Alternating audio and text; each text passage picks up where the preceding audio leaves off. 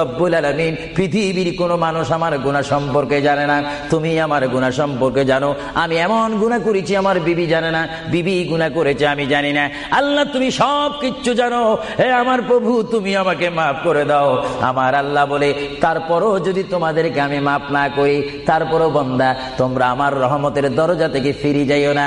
আমি তোমাদেরকে হুকুম দিচ্ছি, ওয়ালাউ আন্নাহুম ইয যালামু আনফুসাহুম জাউকা, বান্দারে যদি গুনাহ করে ফেলো আমার রহমত থেকে মুখ ফিরে তুমি চলে যাইও না।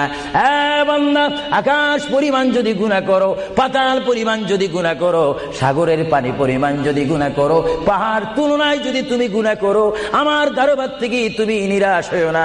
বান্দা, আমি তোমাকে একটি রাস্তা বাতাই দিচ্ছি, একটি পথ তোমাকে আমি দেখাই দিচ্ছি। সেই পথটি কোন পথ তোমরা জানো? ওয়ালাউ আন্নাহুম ইয যালামু আনফুসাহুম জাউকা, বান্দারে যখন তোমরা বরবাদ হয়ে যাবে তখন তোমাদেরকে একটা পথ আমি তোমাদেরকে দেখাই দিলাম। সেই পথটির নাম হচ্ছে আমার রাসূলের মদিনা। জোরে বলেন সুবহানাল্লাহ।